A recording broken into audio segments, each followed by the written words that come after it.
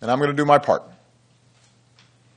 As soon as I'm finished speaking here, I will sit at that desk and I will sign a directive giving law enforcement, schools, mental health professionals, and the public health community some of the tools they need to help reduce gun violence. We will make it easier to keep guns out of the hands of criminals by strengthening the background check system. We will help schools hire more resource officers if they want them, and develop emergency preparedness plans. We will make sure mental health professionals know their options for reporting threats of violence, even as we acknowledge that someone with a mental illness is far more likely to be a victim of violent crime than the perpetrator.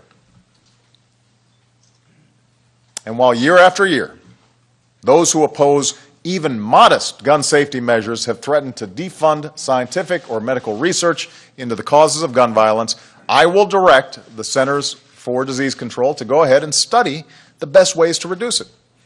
And Congress should fund research into the effects that violent video games have on young minds. We don't benefit from ignorance. We don't benefit from not knowing the science of this epidemic of violence. Now, these are a few of the 23 executive actions that I'm announcing today. But as important as these steps are, they are in no way a substitute for action from members of Congress. To make a real and lasting difference, Congress too must act. And Congress must act soon. And I'm calling on Congress to pass some very specific proposals right away. First, it's time for Congress to require a universal background check for anyone trying to buy a gun.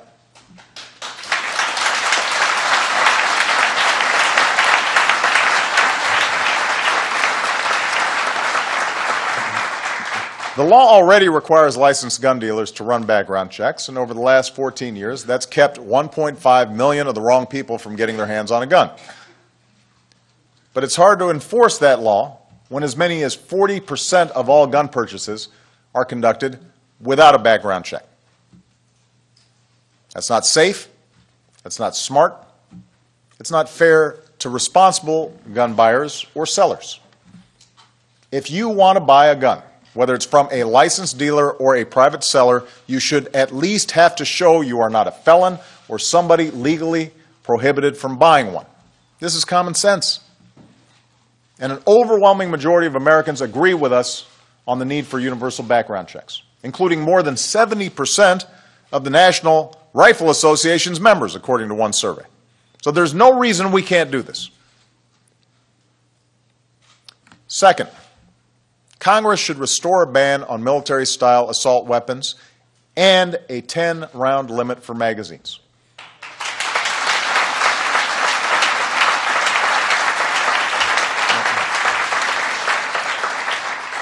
The type of assault rifle used in Aurora, for example, when paired with high-capacity magazines, has one purpose: to pump out as many bullets as possible, as quickly as possible, to do as much damage, using bullets often designed to inflict maximum damage.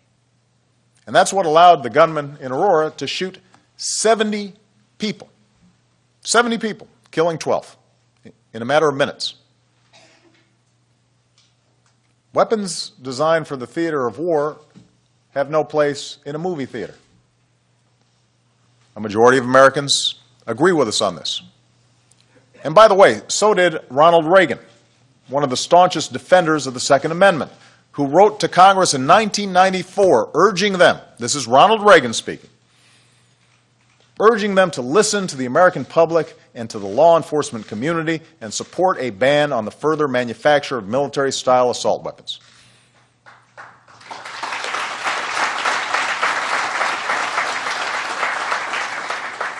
And finally, Congress needs to help rather than hinder law enforcement as it does its job. We should get tougher on people who buy guns with the express purpose of turning around and selling them to criminals. And we should severely punish anybody who helps them do this.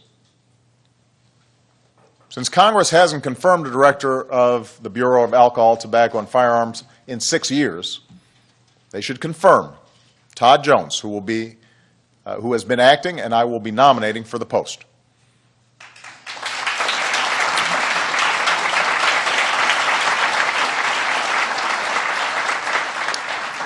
And at a time when budget cuts are forcing many communities to reduce their police force, we should put more cops back on the job and back on our streets. Now, let me be absolutely clear. Like most Americans, I believe the Second Amendment guarantees an individual right to bear arms. I respect our strong tradition of gun ownership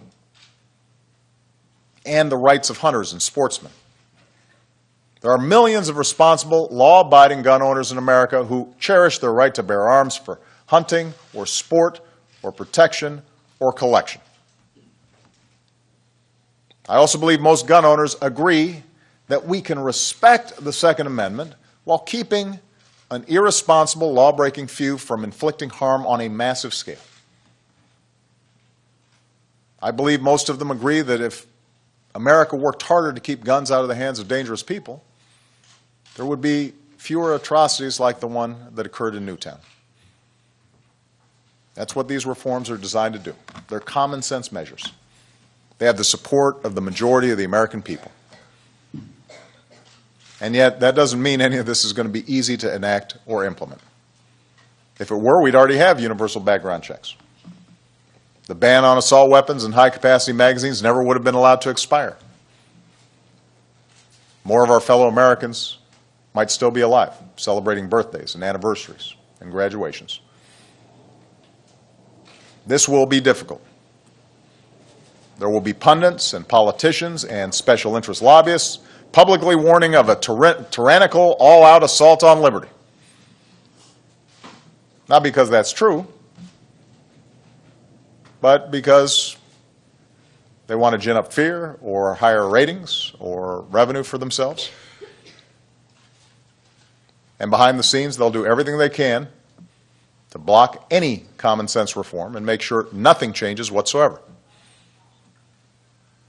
The only way we will be able to change is if their audience, their constituents, their membership says this time must be different. That this time we must do something to protect our communities and our kids. I will put everything I've got into this, and so will Joe. But I tell you, the only way we can change is if the American people demand it. And by the way, that doesn't just mean from certain parts of the country.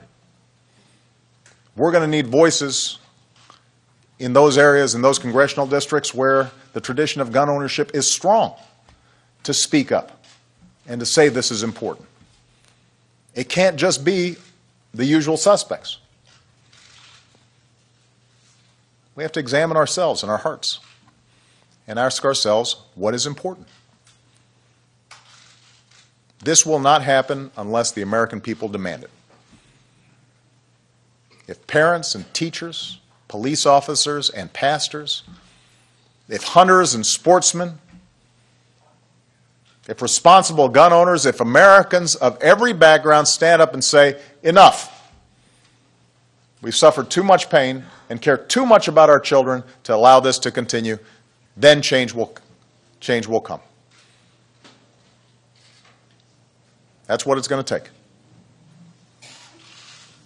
You know, in the letter that Julia wrote me, she said, I know that laws have to be passed by Congress, but I beg you to try very hard.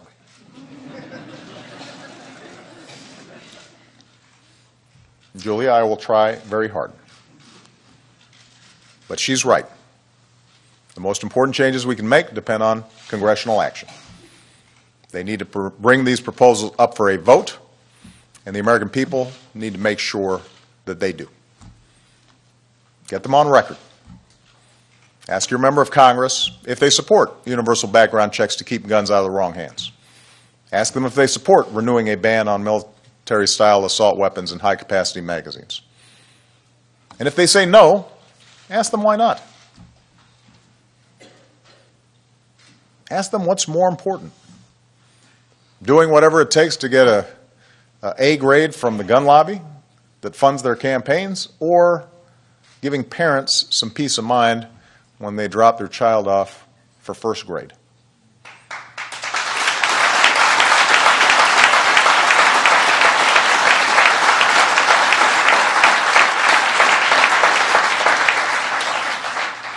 This is the land of the free, and it always will be. As Americans, we are endowed by our Creator with certain inalienable rights that no man or government can take away from us. But we've also long recognized, as our founders recognized, that with rights come responsibilities. Along with our freedom to live our lives as we will comes an obligation to allow others to do the same. We don't live in isolation. We live in a society, a government of and by and for the people. We are responsible for each other. You know, the right to worship freely and safely, that right was denied to Sikhs in Oak Creek, Wisconsin.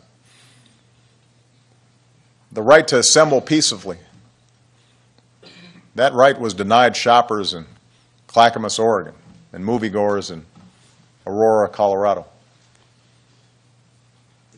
That most fundamental set of rights to life and liberty and the pursuit of happiness, fundamental rights that were denied to college students at Virginia Tech, and high school students at Columbine, and elementary school students in Newtown, and kids on street corners in Chicago on too frequent a basis to tolerate it.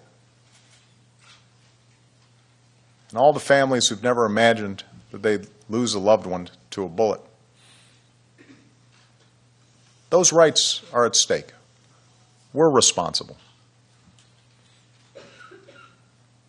You know, when I visited Newtown last month, I spent some private time with many of the families who lost their children that day, and one was the family of Grace McDonald. Grace's parents are here. Grace was 7 years old when she was struck down. Just a gorgeous, caring, joyful little girl. I'm told she loved pink. She loved the beach. She dreamed of becoming a painter.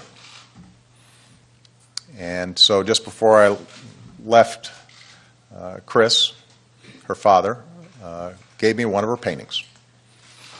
And I hung it in my private study just off the Oval Office. And every time I look at that painting, I think about Grace. And I think about the life that she lived and the life that lay ahead of her. And most of all, I think about how, when it comes to protecting the most vulnerable among us, we must act now. For Grace.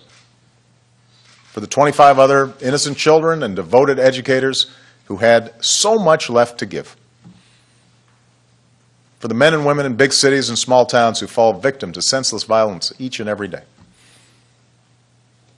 For all the Americans who are counting on us to keep them safe from harm. Let's do the right thing.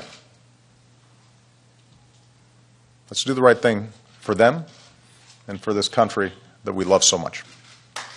Thank you. I'm going to sign these orders.